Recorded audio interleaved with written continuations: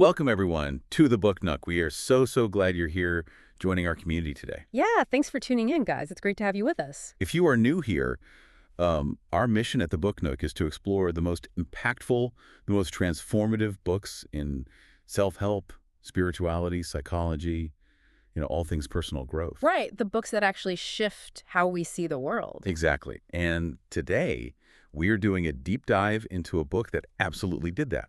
We're looking at the 1992 edition of Melody Beattie's monumental book, Codependent No More: How to Stop Controlling Others and Start Caring for Yourself. Such a huge cultural touchstone, this book. Oh, massive. I mean, to give you an idea of the global impact, in France, it was actually published with a picture of broken handcuffs right on the cover. Wow, handcuffs. That is intense. Right, like marketed as a literal manual for breaking out of emotional prison. Yeah. And in America, I mean, it sold over 2 million copies. It completely saturated the therapy industry. It triggered a massive cultural shift. I read that middle schoolers were actually reading its daily meditations in homeroom. Middle schoolers, that's how ubiquitous it was. And, in Minnesota, it became so culturally ingrained that a local author published a parody titled Codependent No More. No way. Cat dependent. Yeah, and it actually ended up making the local Christmas bestseller lists. I mean, a psychological concept has firmly embedded itself in the zeitgeist when people start applying it to their felines.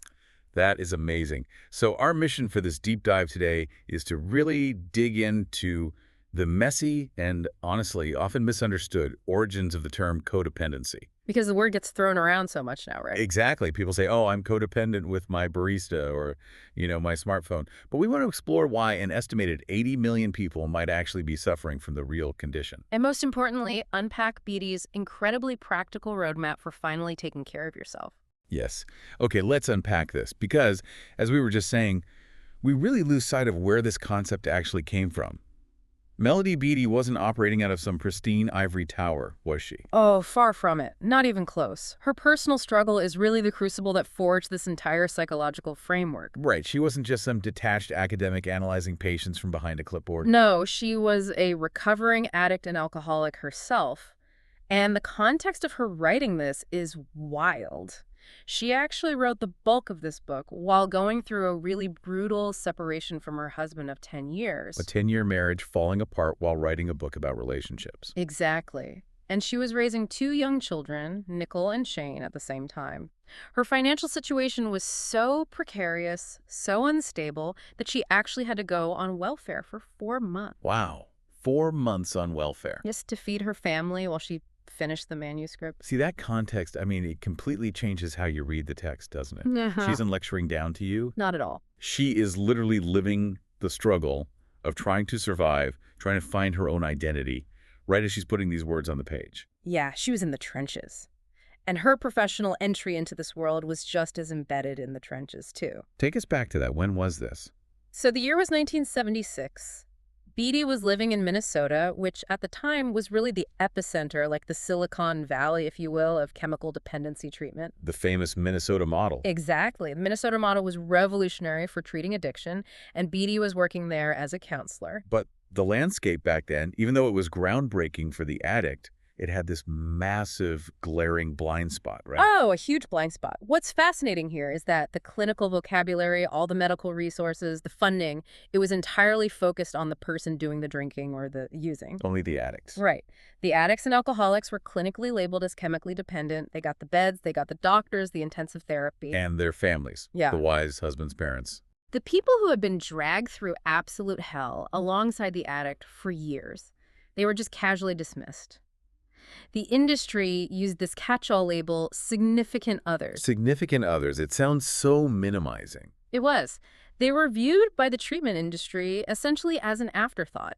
Sometimes, honestly, they were even viewed as a nuisance. Just getting in the way of the real patient's treatment. Exactly. And because Beattie was a woman and she had the least seniority at her agency at the time, her employer basically stuck her with the administrative task of running the support groups for these significant others. Because nobody else wanted to do it. Right. None of the senior counselors wanted to deal with them because the families just weren't seen as the quote-unquote real patients. Which, ironically, turned out to be one of the most serendipitous assignments in modern psychology. Truly a happy accident.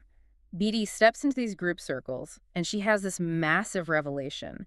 She realizes these perfectly sober family members are profoundly unwell. Yeah, I remember reading that part. She writes that these sober, significant others actually seemed, in her words, crazier than the addicts themselves. Yes, she describes sitting in these rooms, and the spouses would just obsessively recite these exhaustive, hyper-detailed lists of the addict's misdeeds. Like keeping a ledger. Exactly. They knew exactly what time the alcoholic came home, exactly what they said, exactly how much money they spent that week. They knew exactly what the troubled person should be doing to fix their life. Hmm. But, and this is the crazy part, if Beattie asked them, hey, how are you feeling? Blank stares. Just a totally blank stare.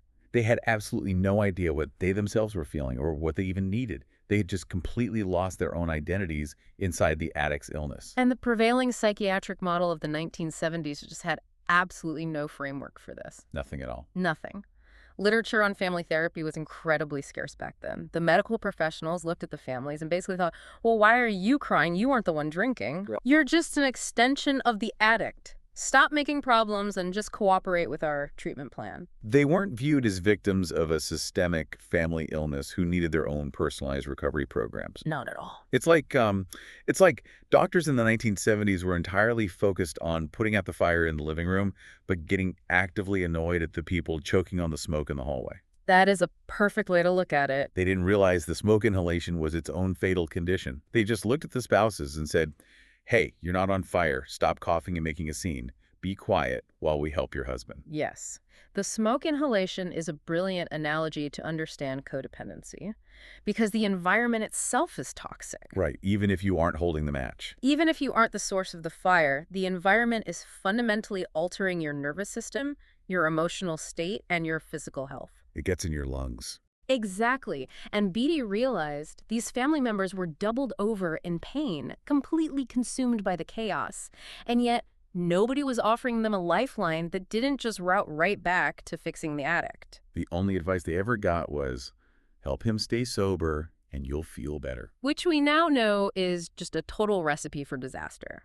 So Beattie starts digging. She starts interviewing people, poring over the limited literature she could find, and she starts attending Al-Anon meetings. And just for anyone listening who might not be familiar with the terminology, Alcoholics Anonymous, or AA, is the famous 12-step program for the person doing the drinking. Right, the addict. But Al-Anon is the parallel support group created specifically for the friends and families of alcoholics. The focus there isn't on getting the addict sober, it's on getting the family member emotionally stable. It's for the smoke inhalation victims. Exactly. So Beattie immerses herself in this Al-Anon world to try and define this condition. And I think we should look at the evolution of the word itself, because tracking how we define this condition is so fascinating. It really is. The term first started circulating in the late 70s in those Minnesota treatment centers. Originally, it was a very narrow, very clinical term used exclusively to describe the spouses of alcoholics. Almost like a co-alcoholic. Exactly, a co-alcoholic. Yeah. But almost immediately, the counselors out in the field started noticing a pattern. The definition rapidly expanded because these behaviors were bleeding out into completely different demographics. It wasn't just the wives of alcoholics anymore. No, they realized it was the adult children who had grown up in those chaotic alcoholic homes and then carried those survival skills into adulthood. Oh, that makes so much sense. It was the parents of rebellious or troubled teenagers. It was people in relationships with chronically ill individuals. And perhaps most surprisingly to the clinical world, it was rampant among people in the helping professions. Yes. The nurses, the social workers, the counselors themselves. The professionals started looking at their own clipboards and realizing, wait a minute, we possess these exact same coping mechanisms. We're doing the exact same thing to our patients. Exactly. So it became a very fuzzy gray condition to define because it was just popping up everywhere. There was chronic distress.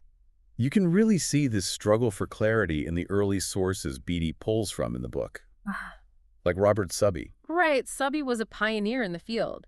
He defined codependency as a condition caused by prolonged exposure to oppressive rules. Oppressive rules, like what? Rules that prevent the open expression of feelings and the direct discussion of problems. Okay, I mean, that feels very clinical. It's an accurate description of the environment, like a household where you aren't allowed to talk about dad's drinking, but it doesn't quite capture the agonizing internal feeling of the person actually living there. Right. It describes the house, but not the pain. Then you have Ernie Larson, another specialist. He defined it as those self-defeating, learned behaviors that result in a diminished capacity to initiate or participate in loving relationships. God, which is just incredibly tragic when you think about it. It really is. Your capacity for love is literally diminished by the very act of trying to love someone who is drowning. You just exhaust your empathy reserves completely. You burn out your ability to connect. But then Beattie looks at all these complex, multi-layered academic definitions, and she manages to distill the entire concept down into one sentence. And it is a gut punch of clarity. It really is. Let's hear it. She writes, and I'm quoting here, "A codependent person is one who has let another person's behavior affect him or her, and who is obsessed with controlling that person's behavior." Such a powerful shift. That definition shifts the entire psychiatric paradigm. How so? Well, for decades, the spotlight was entirely on the addict's behavior. Beattie's definition takes that spotlight and physically wrenches it over to illuminate the codependent's internal state. Ah, right. It's no longer about what the alcoholic is doing. Exactly. It's about the fact that the codependent is letting it dictate their own reality, and that they've developed a complete, all-consuming obsession with controlling the other person. Defining it this way is so vital because defining the problem dictates the solution. Precisely. If your problem is just, quote-unquote, living with an alcoholic, well then the solution is simply to leave the alcoholic. Just pack your bags and you're cured. Right. But if the problem is your obsession with control, then leaving the alcoholic doesn't cure you at all. You will carry that broken navigation system with you, and you'll just find someone else to obsess over in the next relationship. But here is where I have to push back a little bit, though. Because reading this, isn't that definition a bit of a trap? How do you mean? Well, if someone I deeply love, my husband, my kid, my best friend, is actively destroying their life with a destructive compulsion, isn't it just normal human nature to let it affect me? It's a very common question. Right, like if my kid is using drugs, of course my mood is going to be terrible. Isn't it a sign of love to want to intervene, to want to control their environment just enough to save their life? Where is the line between healthy caring and toxic codependency? That is the exact tension that haunts every single person who loves an addict or a troubled person.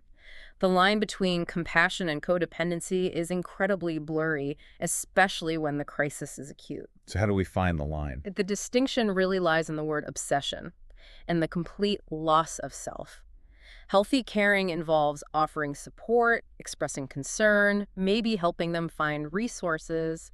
But keeping your own life intact. Exactly, maintaining your own emotional stability. You recognize that the other person is an autonomous human being who ultimately has to make their own choices. Okay, and codependency.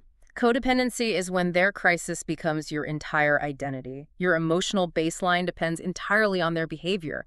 If they're having a bad day, you are psychologically incapable of having a good one. Wow. Your well-being is literally held hostage by their choices. Held hostage, that's exactly it. And the sheer scope of this hostage situation is staggering. When we look at the profile of who is suffering from this, Beattie notes that an estimated 80 million people are either chemically dependent or in a relationship with someone who is. 80 million. 80 million people. That means there is a massive portion of the population walking around with this condition entirely unaware that their daily anxiety actually has a name. And it extends far beyond just chemical dependency, too. Beattie references Judy Hollis's incredible work in the book, Fat is a Family Affair. Oh, this statistic blew my mind. It's wild. Hollis points out that one person with an eating disorder can keep 15 to 20 codependents busy. I had to read that twice. 15 to 20 people orbiting one person's illness. An entire solar system of family members, friends, enablers, all frantically trying to manage it, control it, hide it, or just constantly worry about it. And the physical and emotional toll it takes on those orbiting codependents, it's immense, isn't it? Huge. Hollis noted in an informal survey that 40% of the wives of alcoholics were obese. 40%. Yeah. This highlights how the chronic stress, the profound repression of their own feelings, and this frantic external focus on another person, it often forces the codependent to manifest their own self-destructive behavior. It's like turning to food for comfort. Right. They might turn to compulsive overeating just to soothe their own unregulated nervous systems because all their conscious energy is being spent managing their spouse.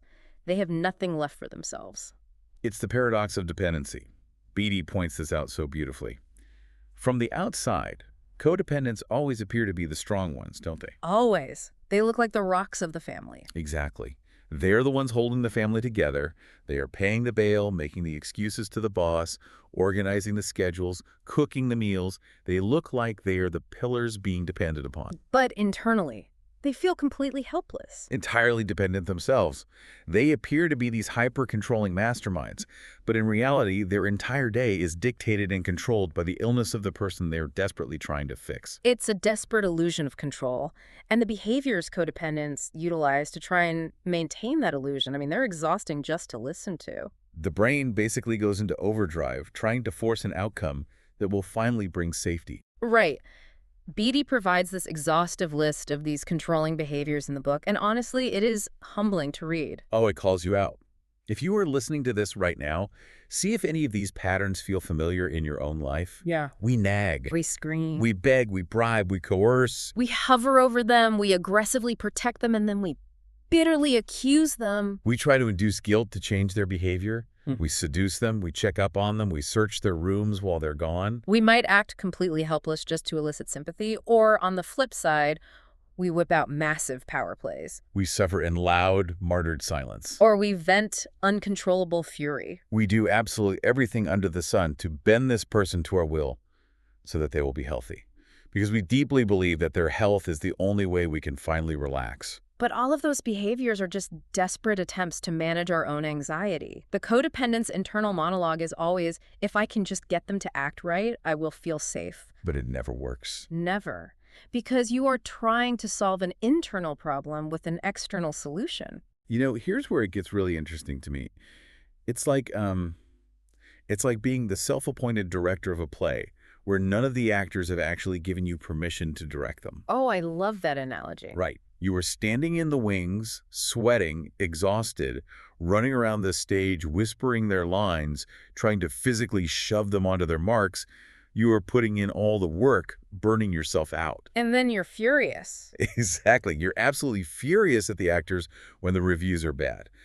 But the reality is, they never asked you to direct them in the first place, and they aren't even reading from your script. The theater analogy is spot on, but this raises an important question, right?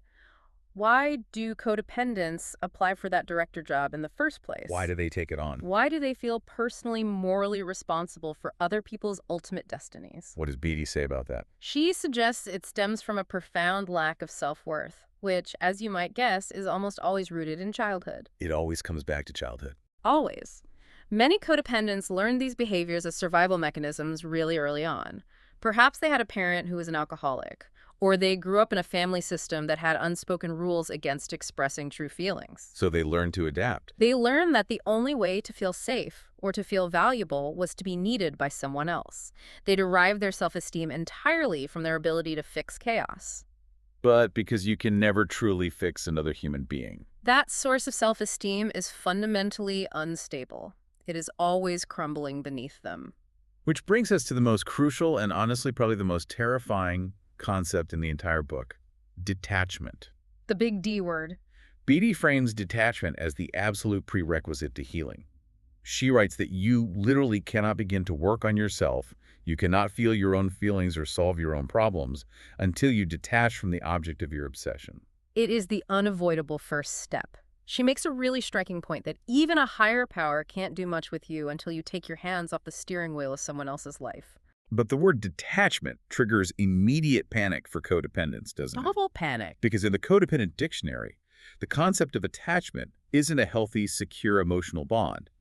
When a codependent says, "I'm getting attached to you," Beattie warns that they usually mean a dark, enmeshed, obsessive loss of self. It translates to, I am going to wrap my entire emotional existence around your potential, and I will monitor your behavior daily to determine if I am allowed to be happy.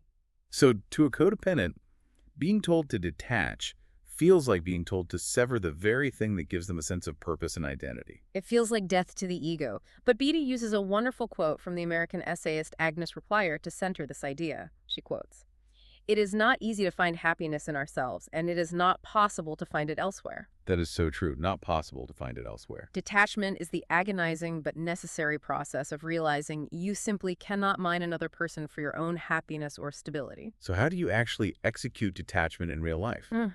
Because it sounds great in a quote, but how do we do it? Beattie's advice is brutally simple in theory, but incredibly hard in practice. She says you have to consciously put your emotional, mental, and spiritual hands back in your own pockets. Hands in your pockets. I like that visual. Leave people and things alone. Let them be. And she suggests asking yourself a very sobering question when you feel that frantic urge to intervene. What would happen if I detached from this situation or this person right now? What usually happens when they ask that? The hard truth they discover is that usually the terrible outcome they're running themselves ragged trying to prevent, it's going to happen anyway. Wow. The alcoholic is going to drink, the teenager is going to skip school, the financially irresponsible spouse is going to bounce a check. So all the nagging is pointless. All your frantic controlling gestures, the checking up, the screaming are ultimately ineffective. They don't change the outcome. All they do is drain your own life force. But again, I had to play devil's advocate here. Let's talk about the ethics of this. Detaching sounds incredibly cold. It does to a lot of people. It sounds like giving up on someone you love. If my teenager is going off the rails and experimenting with dangerous drugs, or my spouse is spiraling into a gambling addiction, putting my hands in my pockets feels like parental or marital negligence. Right, it feels wrong. How do you detach without becoming totally apathetic? Doesn't detachment mean I just stop caring? That is the most common and powerful fear surrounding this concept. Beattie spends a lot of time clarifying the vital difference between apathetic abandonment and healthy detachment. Okay, what is the difference? Detachment is not about not caring. It is about relinquishing the delusion of control. The delusion of control. Yes. You can still care deeply. You can still love them immensely. You can still set house rules and offer them avenues for professional help. But you stop trying to force an outcome. You stop obsessing over it. You stop absorbing the emotional impact of their choices into your own body. You step out of the way so that reality can actually enter the situation. Reality meaning the consequences of their actions. Precisely. As long as you are playing the role of the frantic director, cushioning their falls, paying their debts, calling their boss with excuses, they never have to face the natural consequences of their behavior. You're their buffer. You are artificially shielding them from the exact pain that might actually motivate them to change. Detachment is an act of profound love, both for yourself and for them, because it allows everyone to take responsibility for their own lives. That reframes it completely. The Beattie talks a lot about letting a higher power handle things. And whether you view that through a religious lens or simply interpret a higher power as the natural laws of cause and effect, the psychological mechanism is exactly the same. It is the ego surrendering the belief that it is omnipotent. And when you refuse to detach, when you insist on playing God in someone else's life, you inevitably fall into what Beattie calls the trap of rescuing. Oh, the rescuing trap. This brings us to a psychological model she relies on heavily in the book, the Cartman drama triangle. And this is such a brilliant, illuminating framework for understanding why these relationships feel so exhausting. It explains so much. It dictates that in dysfunctional dynamics, people constantly cycle through three distinct roles: the rescuer, the persecutor, and the victim. It's a very predictable, deeply ingrained psychological dance. Stephen Cartman originally developed this triangle in the 1960s as part of transactional analysis, and it just perfectly maps onto codependency. So walk us through the cycle. Where does it start? It almost always starts with the rescuer phase. The codependent sees someone in distress, and importantly, often distress the person created entirely on their own, and they swoop in to save the day. To be the hero. Exactly. The rescuer does things they don't really want to do, they overcommit, they cover up the mess, they loan money they can't afford to lose. And they do it because it provides a brief, intoxicating surge of value, right? Yeah. The rescuer thinks, look at me, I'm the hero. I am essential. They need me. Yes, but that high is entirely fleeting. Because what happens neurologically and emotionally is that the rescuer is overextending their own resources. They are creating an unspoken debt in their own mind. Oh, the unspoken debt. They think, I saved you, so now you owe me gratitude. And more importantly, you owe me good behavior. But the person they rescued didn't agree to those terms. Exactly. So when the addict goes right back to their bad behavior or fails to show sufficient appreciation, the rescuer's brain feels robbed. That's when the codependent shifts sharply into the persecutor role.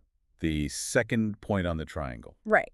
They become angry, they nag, they guilt trip, they say, how could you do this to me after everything I've done for you? You are so selfish. And finally, when the person pushes back, or the situation inevitably blows up again, the codependent drops down into the third role. The victim. The victim. They feel helpless, used, and profoundly unloved. They weep and wonder, why does this always happen to me? I give, and everyone just takes. They genuinely believe they're the victim of someone else's selfishness, completely blind to the fact that they initiated the entire cycle by stepping in as the rescuer in the first place. And once they recover from being the victim, They see a new mess to clean up, and the cycle repeats. Forever. the only way out is to make a radical choice to step off the triangle entirely. Beattie calls this removing the victim. Her mandate for doing this is a massive shock to the codependent system. It's radical. She says, refuse to guess what people want. Insist they ask you directly. Stop giving unsolicited advice. And most importantly, stop taking care of people who are perfectly capable of taking care of themselves, but have just gotten used to you doing it for them. That sounds incredibly empowering in a book, I know, but I can imagine the real-world fallout is intense. Right. If you have spent 10 years playing the rescuer in your marriage or at your job, and suddenly you stop, what does that mean for daily life? It changes everything. If my coworker comes to my desk complaining about a crisis that they always create and expect me to solve, am I just supposed to stare blankly at them to avoid becoming the rescuer? Well, you don't have to stare blankly, but you do have to be willing to tolerate their discomfort and your own. When you stop rescuing, you change the entire ecosystem of the relationship. The brain seeks homeostasis. It wants the system to stay the same. So yes, the people you've been enabling will absolutely get angry or frustrated. They'll push back. They will push back hard. They might accuse you of being cold or selfish because you are disrupting a system that was working very comfortably for them. You were doing all their heavy lifting. Of course they're mad. But Beattie observes something fascinating about what happens next. She says that surprisingly, the people you thought were the absolute least able to take care of themselves, they often can once you get out of their way. Because necessity takes over. Exactly. When they realize the safety net is gone, they suddenly figure out how to walk the tightrope. As long as you are solving their problems, they have zero incentive to develop their own competency. But bearing the guilt of that pushback, it requires so much courage. It requires achieving what Beattie calls undependence, which is a fantastic linguistic twist. Undependence, I love that word. True independence isn't about isolating yourself. Undependence is about not being governed by your need for others. Beattie shares this incredible quote from a policewoman who realizes the limits of her own facade. What does she say? She says, I'm real independent as long as I'm in a relationship. Oh, that is so telling. And then there's Alice B., quoted in the book, who asks this stark, haunting question about her own codependency. Do I need a dead body laying in my bed in order to feel good about myself? Wow. It captures that terrifying desperation to have anyone to care for, even a totally dysfunctional presence, just to validate your own existence. Beattie relates this to what authors Colette Dowling and Penelope Rushinoff refer to as the Cinderella complex. We tend to view codependents as these tough, capable, controlling managers. The ones running the show. Right. But beneath that exterior is often a frightened, needy, vulnerable child who desperately wants to be cared for, but fundamentally believes they are unlovable. So they buy love. They think the only way they are allowed to receive love is to buy it through extreme caretaking and self-sacrifice. And when that doesn't work, because you can't buy genuine love with martyrdom, the codependent eventually gets utterly sick of being trapped in this thankless cycle. They burn out. But because they haven't healed the root cause, they often try to escape through incredibly destructive means. What kind of means? Beattie notes that when codependents hit a breaking point, they don't usually seek therapy right away. Instead, they might become workaholics, transferring their obsession to a job. They might start using drugs or alcohol themselves to numb the pain. Wow, becoming the addict themselves. Or, and this is a classic move, they just leave the current troubled person, declare themselves cured, and immediately find a new troubled person to fix. The scenery changes, the actors change, but the script remains exactly the same. Exactly. True escape doesn't come from changing the external circumstances. It comes from internal healing. True independence, as Beattie synthesizes it, is doing the painful, unglamorous work of finishing the business of our childhoods. What does it look like? It means acknowledging that we have a natural, healthy human need for love, connection, and intimacy, but learning how to meet those needs without becoming harmfully, parasitically dependent on others to validate our right to exist. It's like leaning your entire physical body weight against a closed door. Right. If the person on the other side moves or opens the door and walks away, you fall flat on your face. You have zero structural integrity of your own. You just collapse. Independence is learning to stand on your own 2 feet, bearing your own weight so you can open the door and shake their hand or hug them without completely collapsing if they step back. That's a really powerful image. And what people don't often discuss is that the process of standing on your own two feet, of bearing your own emotional weight for the first time, it often brings up a massive wave of repressed emotion, particularly anger. We have to talk about the anger. Yeah. Because the anger of a codependent is intense and it is deep. It really is. Beattie shares this anecdote that perfectly encapsulates it. Yeah. There is a husband who is 6 months into his sobriety. He has done the work. He's going to meetings. He looks at his wife one day and asks sincerely, "What is it about me that you hate so much?" And what does she say? She just glares at him with years of resentment boiling over and replies, "Everything." Everything. Society so deeply misunderstands that anger. This touches on the brutal unfairness of recovery for the codependent. How so? Well, when the addict finally hits rock bottom and gets sober, or the troubled person gets help, society throws a parade. Everyone says, hooray, the problem is fixed. They get the cake and the chips. The addict gets sympathy, they get applause for doing the hard work of recovery, but the codependent, they are left sitting in the living room completely enraged, carrying years of untreated trauma, broken promises, financial ruin, and neglected needs. And nobody is clapping for them. Exactly. And the codependent looks around and wonders, what is wrong with me? Why am I so miserable? Why can't I just forgive and forget now that things are supposed to be fine? It's because their trauma hasn't been validated. They are still carrying the emotional debt of the illness. Beattie says you have to feel those feelings. You cannot spiritualize them away. You have to process it. You have to process that deep, righteous anger. And most importantly, you have to use that anger to start setting limits, boundaries. You have to learn the physical mechanics of looking someone in the eye and saying, "This is as far as I go. This is my limit. I will not tolerate this behavior anymore." If we connect this to the bigger picture, boundaries are profoundly misunderstood, not just by codependents, but by culture at large. People think they're walls. Right. People often think of boundaries as these aggressive, punitive walls designed to keep bad things out or punish other people. But psychologically, boundaries are actually about self-definition. Explain that. They define where you end and someone else begins. It's like a property line. It's about learning to hear someone complain about their self-inflicted crisis and saying, wow, it sounds like you're having a really difficult problem. What do you need from me? Without taking it on. Exactly. Without automatically taking on the burden of fixing it, it's creating a physiological and emotional space between their crisis and your reaction. But asserting boundaries is terrifying if you spent your whole life being a people pleaser. Oh, it's paralyzing. The fear of confrontation is immense. Doesn't setting a hard boundary risk destroying the relationship entirely? Yeah. You say to someone who's used to using you, "I will not tolerate this." What if they just leave? That is the ultimate fear of the codependent abandonment. It is the fear that keeps them trapped.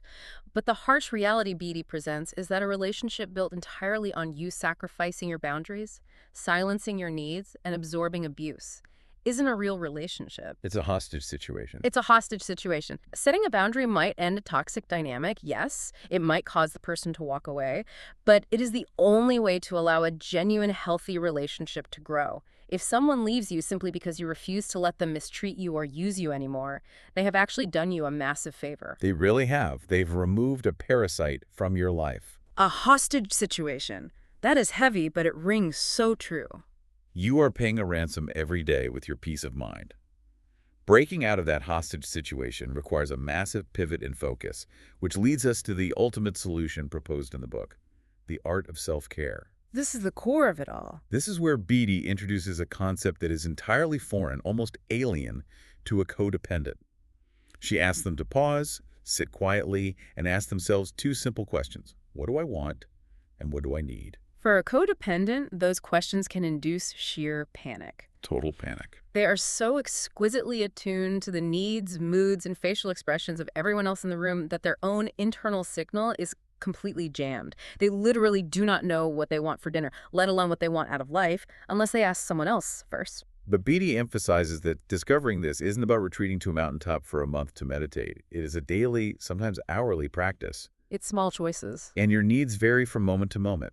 Self-care doesn't always mean a bubble bath or some grand spiritual revelation.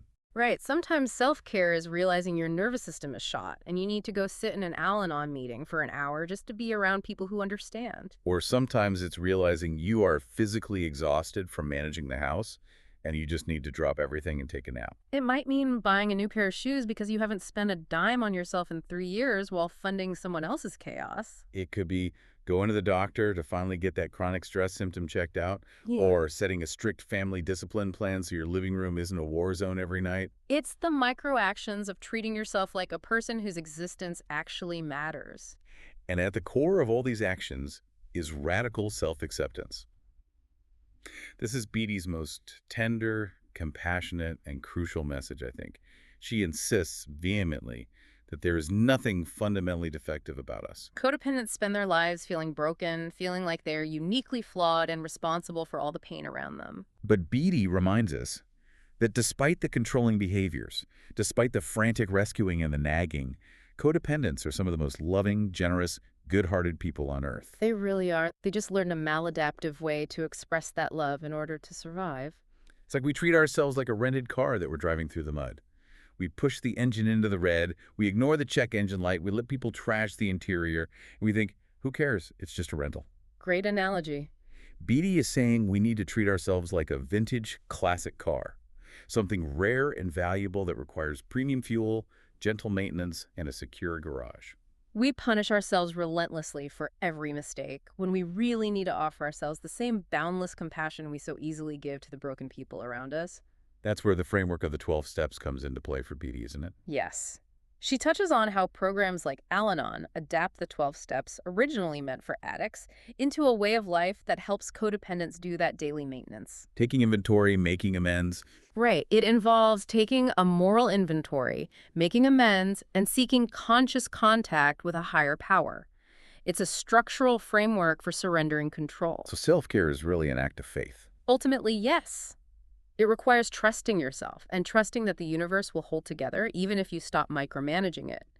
It means taking your needs seriously, but importantly, not taking yourself too seriously. Learning to laugh at it all. Recovery requires you to learn to laugh at your own humanity, at your inevitable mistakes, without condemning your soul. It's a completely different way of moving through the world. It's moving from defense to offense. And that is why this book matters so deeply and why it has endured for decades. It really stands the test of time. As we wrap up this deep dive into the material, it is so clear that Codependent No More isn't just a niche manual for the spouses of alcoholics.